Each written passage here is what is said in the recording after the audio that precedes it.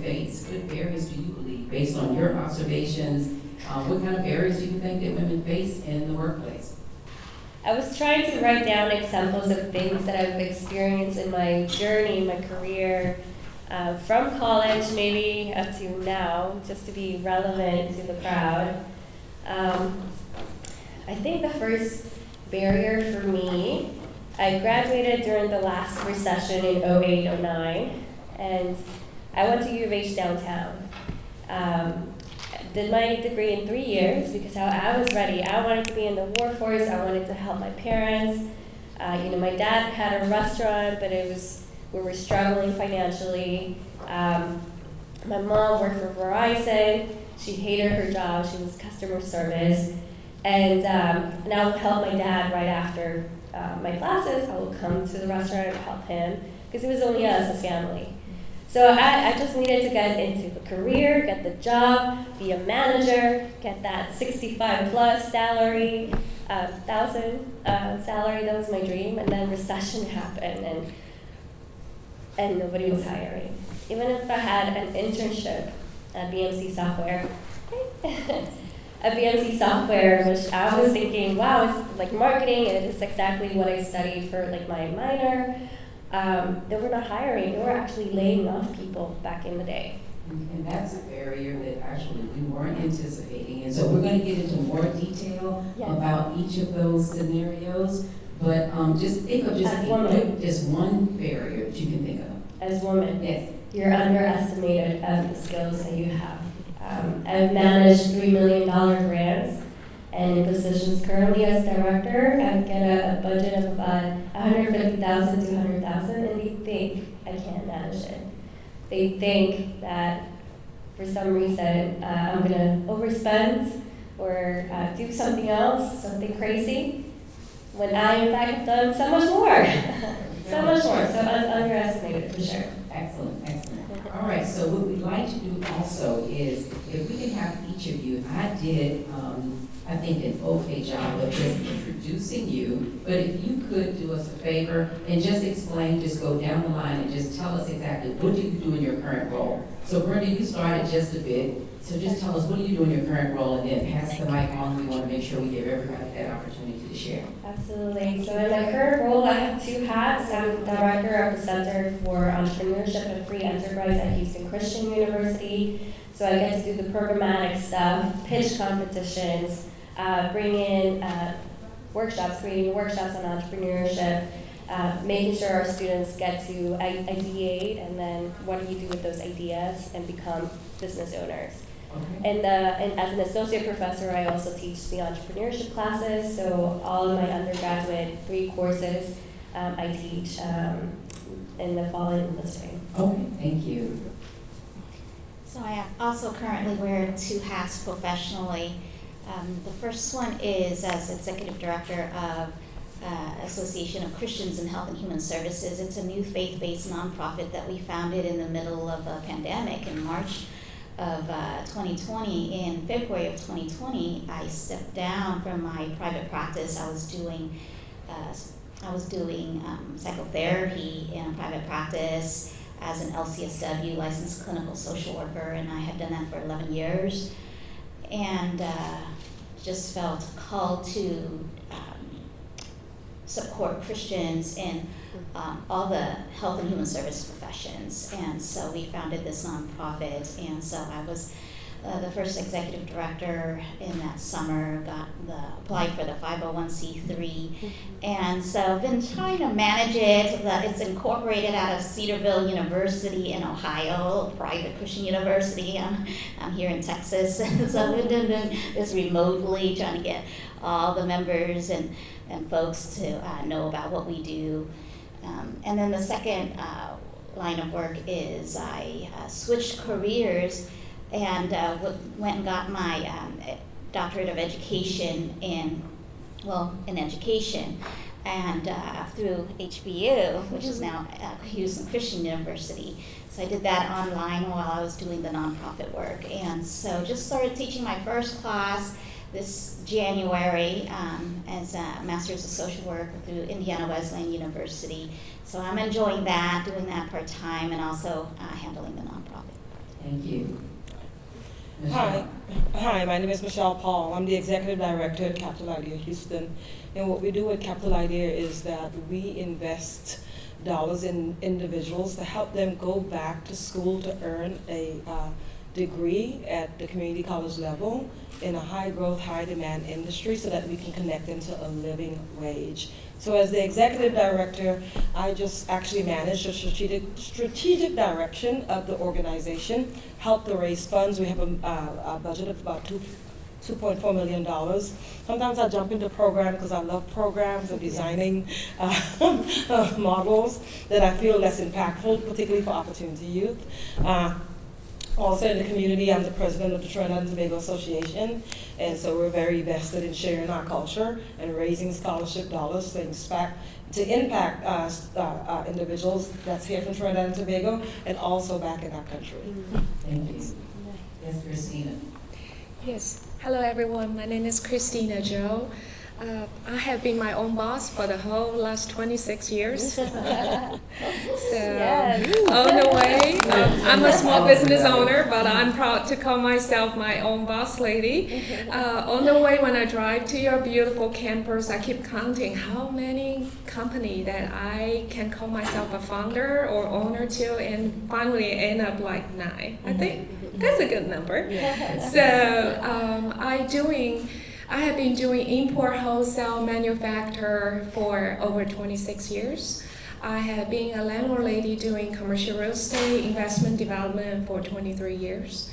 And I have been to the hospitality business, the franchise hotel investment for 9 years.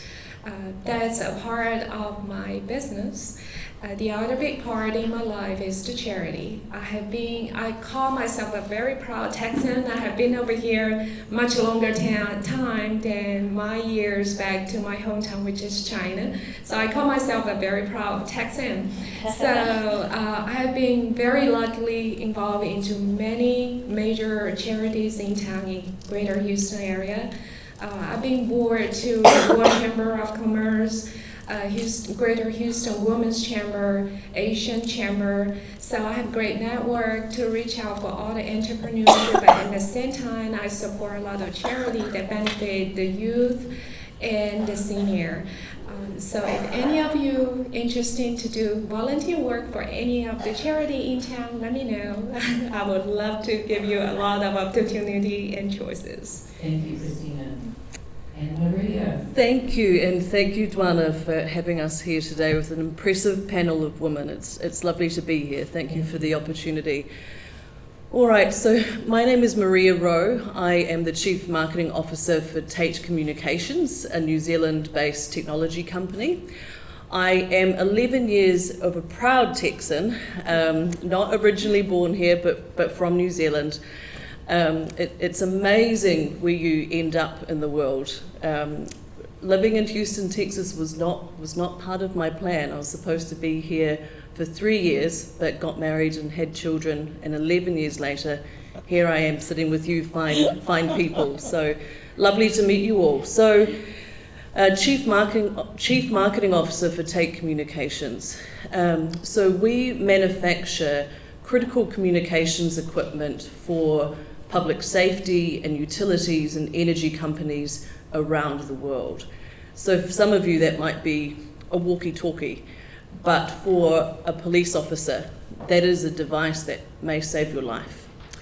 So my job at Tate is to market our products to the world, to make sure that first responders across the world know the technologies that they have available to keep our communities safe. So in summary, to manage our brand, our go-to-market strategy, product marketing, building our customer community, enable our sales teams. I have always loved marketing. It was something that I studied at university or college. Very passionate about it from the start. And I look at you all today and think, wow, wouldn't it be great if I had this opportunity to sit amongst other women when I was in university. So you're a very lucky group. So that's just a little bit about me. Again, thank you for having me here. Thank you very much. Thank you. All right, we have a series of questions that we have created, and we want to make sure that we cover them. So I am going to start with the second question. I'd like for each of you to answer this question and just try to be just mindful of our time frame together. So identify one person who has been most influential in assisting you with pushing past barriers to advance your career. So identify that one person, each of you, and then specifically, can you tell us what they did? Did they coach you? Did they give you a job? So tell us what it was, and then tell us what level was he or she at in their career, right? Because sometimes individuals can be more senior in their career, and so they offer this opportunity for you, maybe as a mentor, maybe as a sponsor. I would like to honor Dr. Helen Mendez Love.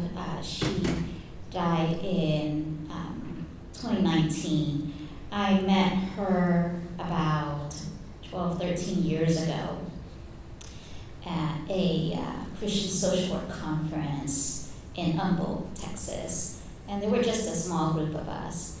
But she was this older African-American lady, just very calm and peaceful, just seems to know what she's doing, and she seemed very wise. So I got to know her a little bit, and kind of adopted her as my mentor, and brought my kids to see her, and she really encouraged me to do more speaking and more teaching, more writing at that time. And so that was how I got a little bit of confidence, because I said, well, I'm not an expert in anything, and she gave me some books that she read to identify what expert is, just a tad bit more than the general population on a specific topic, because you don't have to be like 100% guru on everything. And so because of her support and encouragement, I was able to think of myself as someone who can speak and share and lead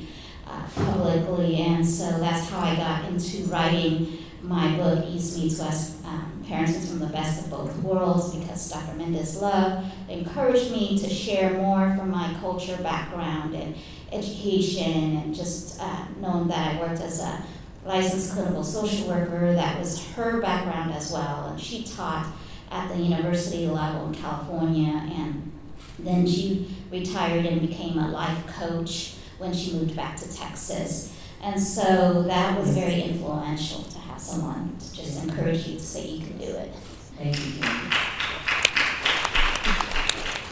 I have many people, but I think I'm just going to talk about this one individual. So what she did, her name is Renee Barrios. She is now the executive director of the Jewish Foundation. At the time she was actually my boss, because I spent a little time doing some political organizing around Katrina, and she was the lead organizer. And at that time I did not have a degree. I was just working, and she really, I had to meet with her every week, and this was a brilliant, smart woman, highly educated. And, we would have these conversations, and I would just be struggling trying to read philosophy and like, who are these people? But we would just meet and talk, and she would always say to me, I like the way that you think. And I'd be like, you like the way that I think. I don't even have a degree and all these judgments. But, in our conversation, what she did was she gave me an article about effort and intellect.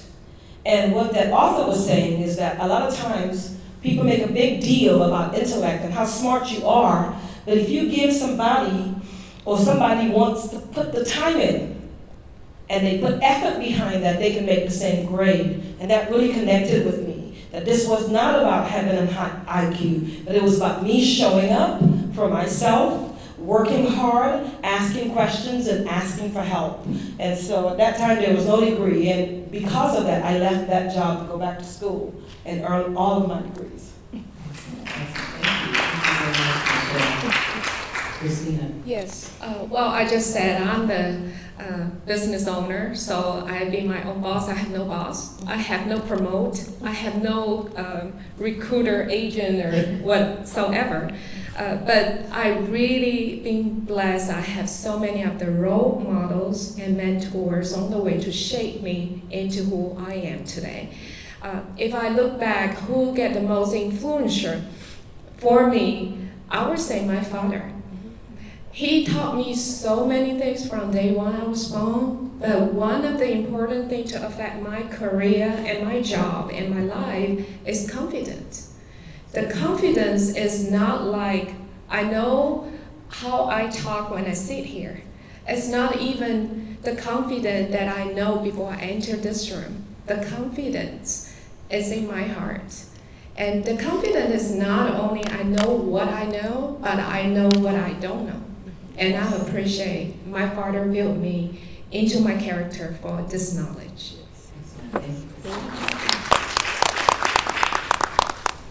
All right, so for me, this person was someone to help me establish my passion, and when I was in college, figuring out what I wanted to do.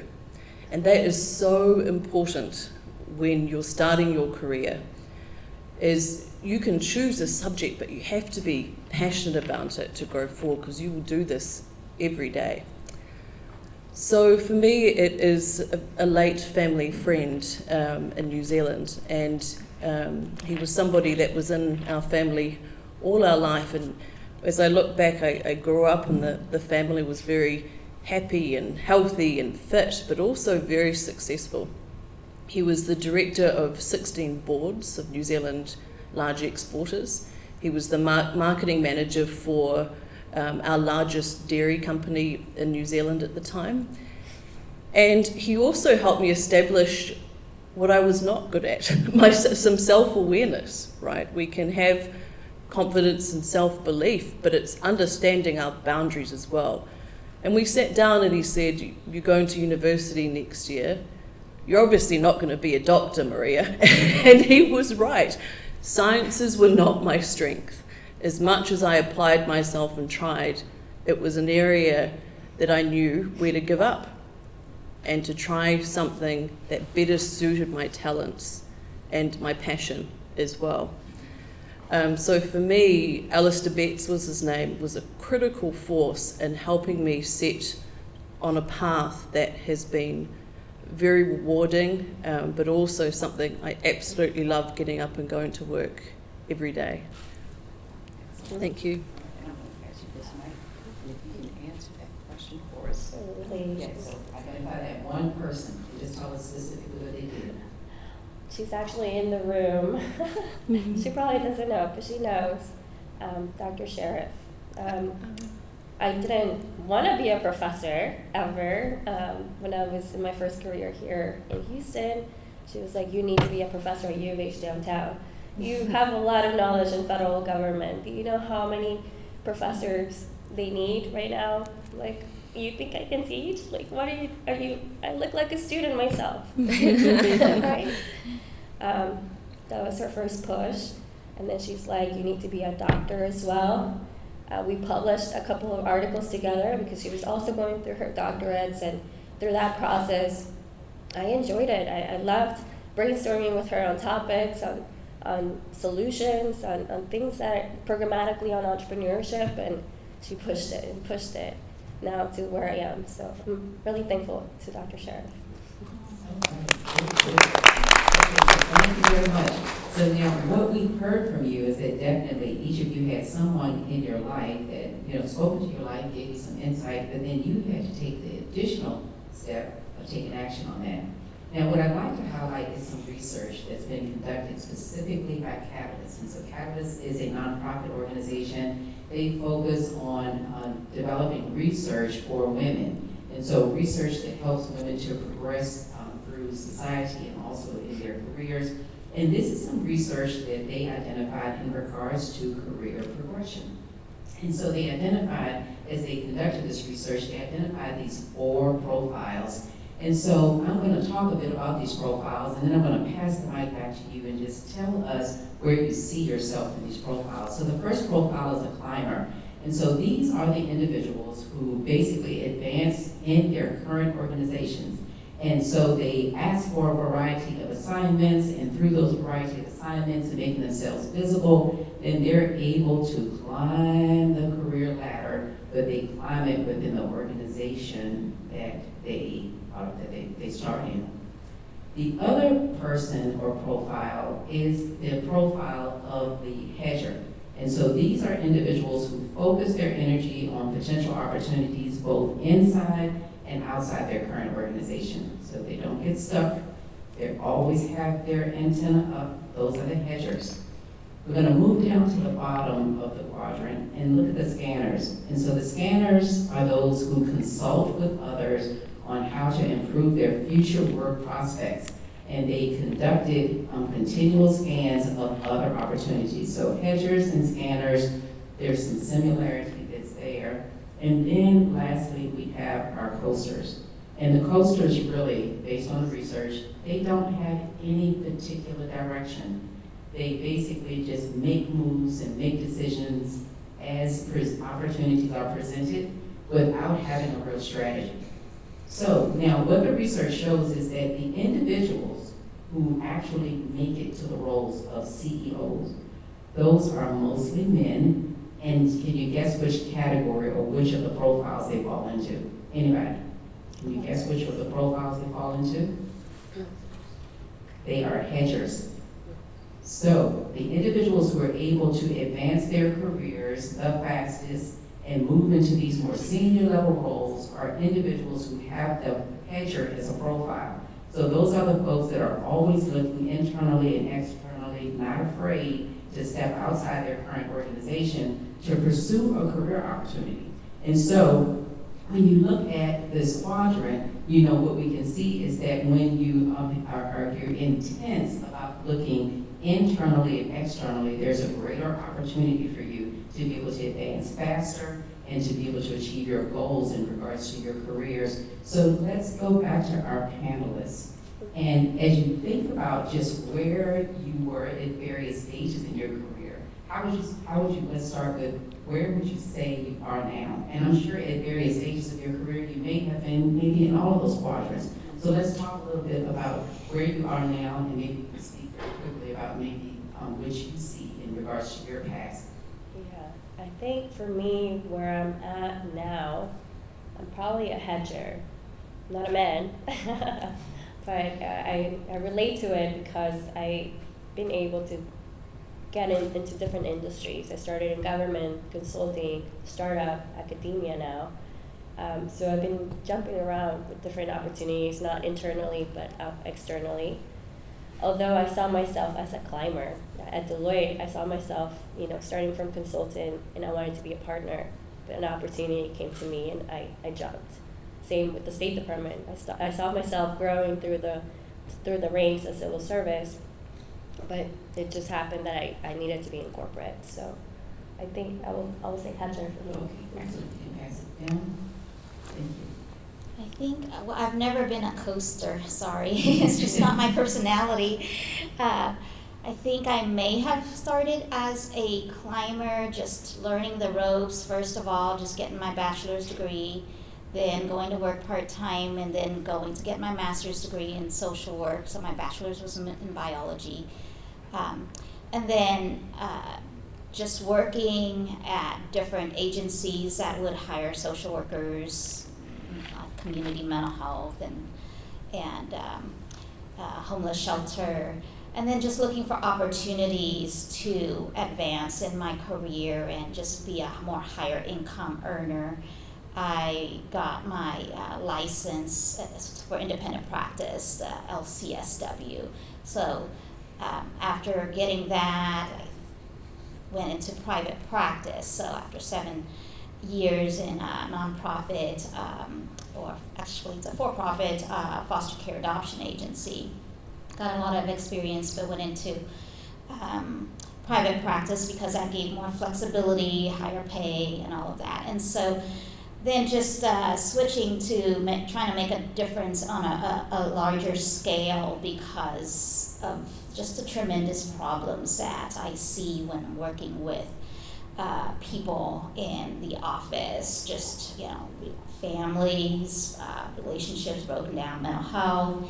So trying to encourage on a wider scale, whether that was becoming a speaker or becoming, or finding this nonprofit organization that is leading from faith-based values. Yes. So I would say hedger or scanner is where I've been at. Thank you, thank you. Sure, hi, Michelle here. I think my least would be the climber, but I think I've been in all of those. The last 2 positions I've had, they came and found me. Where I'm at right now is really like a scanner. As I think about my next career, I'm talking to individuals and having conversations, because I just like to talk to people and learn from them. That's the best way for me to learn. Okay, excellent, all right. So we have practitioners in the room. Okay, excellent. Well, one thing I can assure you, I don't think Lone Star will invite any coasters sitting over here to share the experience with you. But I do believe all ladies over here are hedgers. Yes. But there's no bone in the first day hedgers. We all been through the bottom to the top. And I will call myself several of the hedgers. Because my bachelor degree is for international trading. At that time, Made in China is a golden badge. So I doing international import and wholesale over here. I feel very much learned. After I graduate from the school, there are so many things I learned in practical in the real world. When I get comfortable, I get my feet into commercial real estate. And from commercial real estate, I also get my feet into the hospitality. And who knows? I know what is it. I don't know what is it, but I know I will get into new area. So once you get ability to adjust yourself and improve yourself, it's not like there's no way you will look back and say I put less emphasis on any tract. You always thinking out of the box. You always like to meet the people that they have different concept, different background, different knowledge, and you get inspired. And that's how you will get the chance to get yourself a more interesting person, a more learning experience, and improve yourself. Excellent, thank you. Thank you. So, putting myself in one of those quadrants, absolutely a hedger, and also Duana told me so as well. So, I started with this New Zealand company as a marketing assistant. Straight out of college, I would have worked for free. I was just so excited to get a marketing job with no experience. I was the only female marketing assistant, and the other entry-level males were marketing coordinators. So immediately I felt like I had a challenge and wondered why I wasn't a coordinator. Over the years I progressed to coordinator, specialist, then I was transferred to Houston to lead our Americas marketing operations. I was recruited by a competitor for 5 years. I was with them as their marketing manager and then was promoted to director, and then recruited back to the New Zealand company as a director of marketing 3 years ago, was promoted to vice president, and now I'm chief marketing officer. So it's been an absolute ride and one full of opportunities, both from a career and geographical standpoint as well.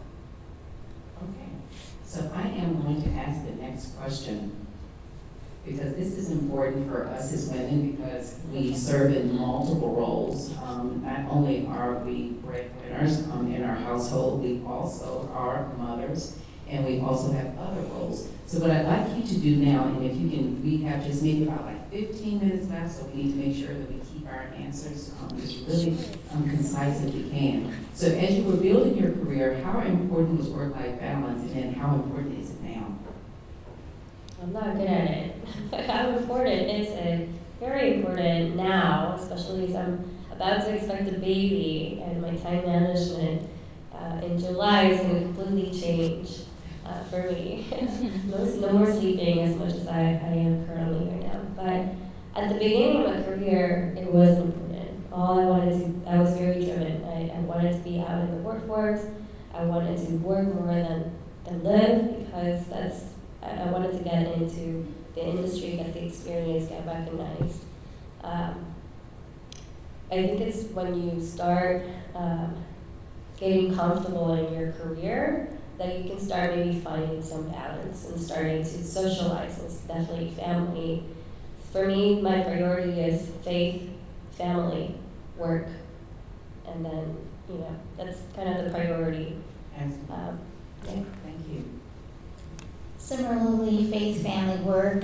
So with the family, I got married when I was 28, so I had already gotten my master's degree, was already working independently, getting my own apartment, and just kind of being independent. And so I think that helped.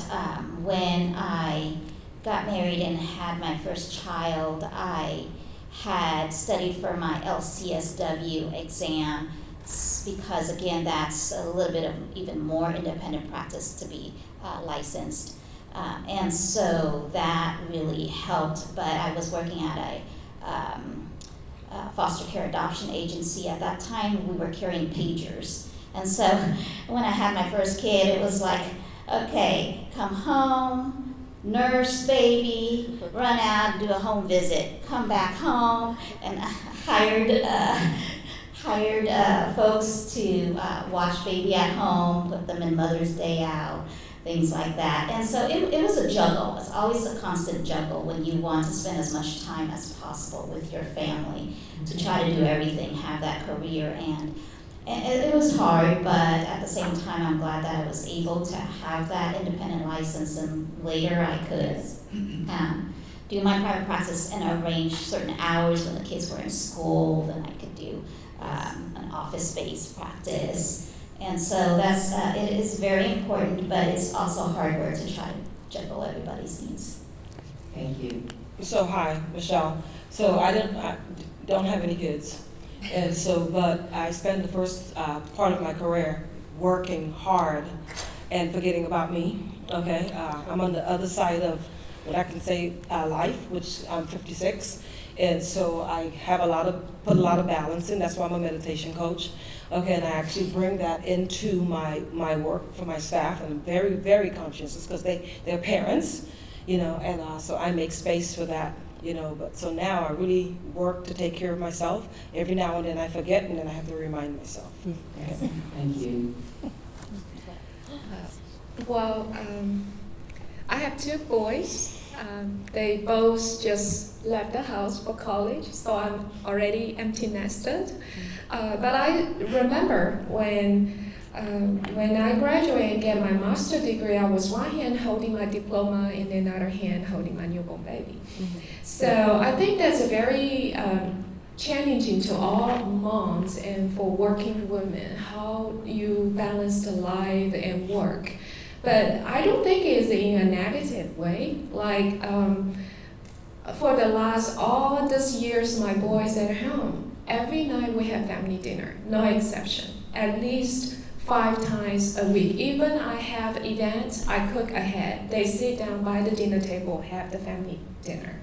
So and eventually I developed my own hobby. One of my good hobby is cooking.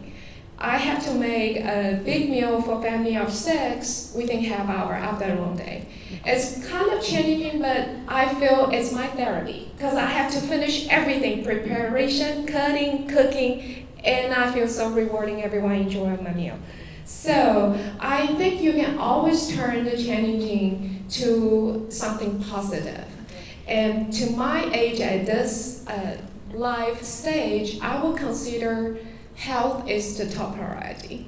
We always put career, family, everything on the top. We consider just like computer language, 1 and 0. Health is 1. Family is 0, career is 0, charity is 0, everything is 0. You add one more, you get enlarged times, but the health, take care of yourself is the top priority. Thank you.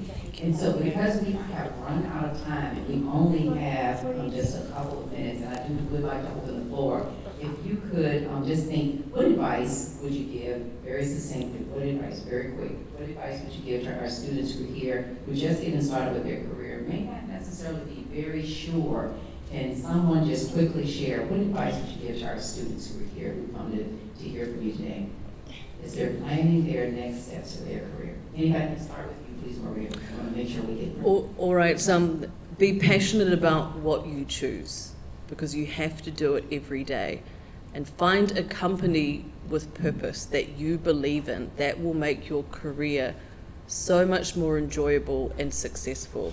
And just touching back to the question before, I have an employer that embraces my, at the time, 18-month baby sitting on Zoom, on executive team meetings. Baby Sam would be on my lap. And for me, having that culture and family-like values for someone that I work for is extremely important and something that I underestimated until I had children. So find your passion. Okay, Thank you. anybody else wanna- Well, I would think maybe if I'm at your age, I would love to know, one is to meet as many people as possible, not only social, but understanding. The more people you know, the more inspired and humble you will be.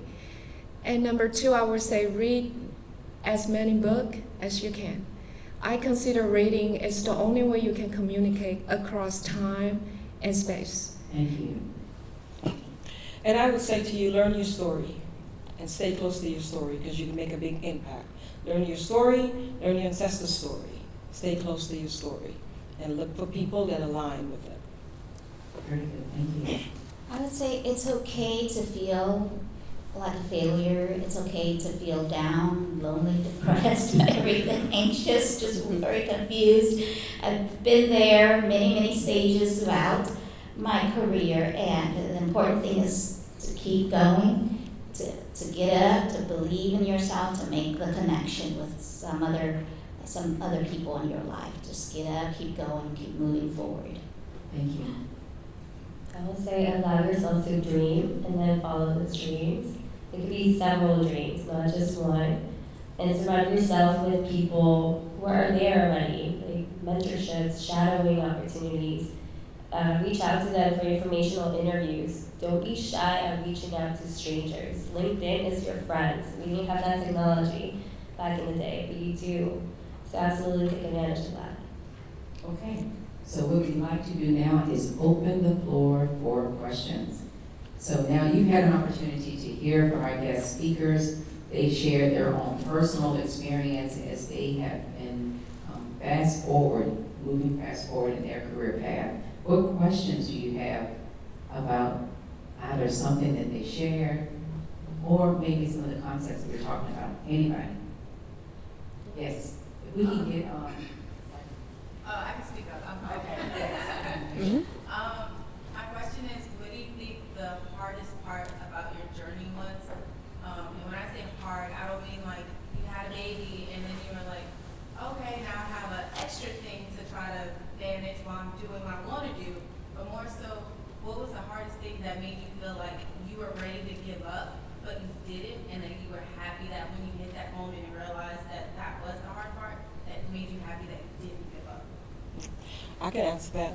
My hardest part of my journey was believing in myself and my self-limiting beliefs.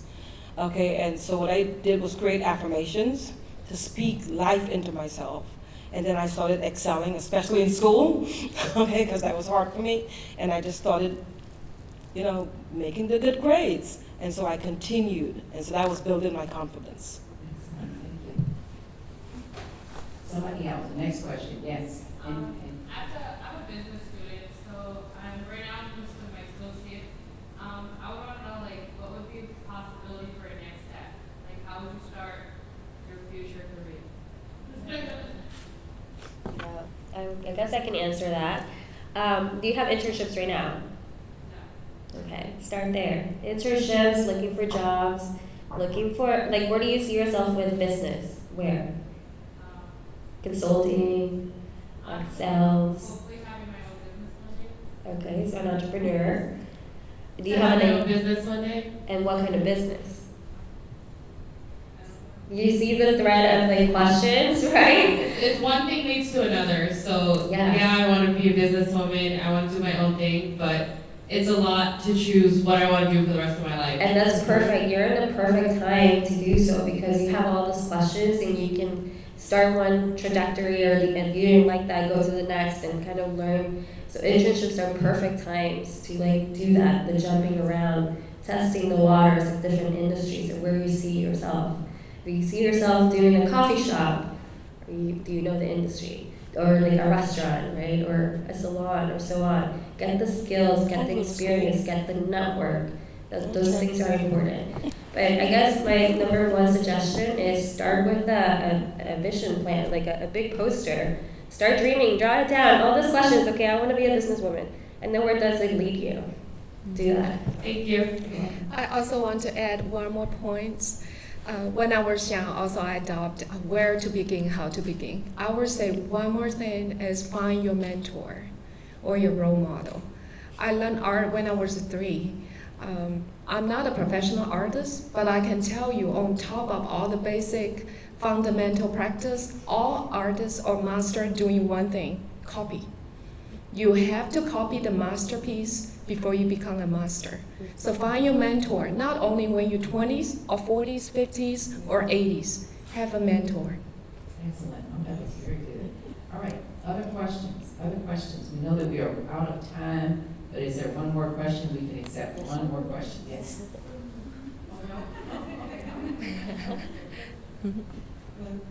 My name is Maya. I'm a marketing major, but my question would be, what are your best networking tips in actually building relationships or mentorships to propel you forward? Ooh. I've got one. Hello, fellow marketing person. All right, take advantage of any opportunity that you have. So someone mentioned LinkedIn. That is a great place to build your network. But even if you have part-time employment, start building your network there, right? So when you get your first internship or your first entry-level job, go to the social activities. It's important to build your network close to you, and then you just keep growing it and keep growing it and keep growing it. That would be my advice. Okay, so we have completely run out of time, but we would like to thank our guests. So thank you very much for attending today.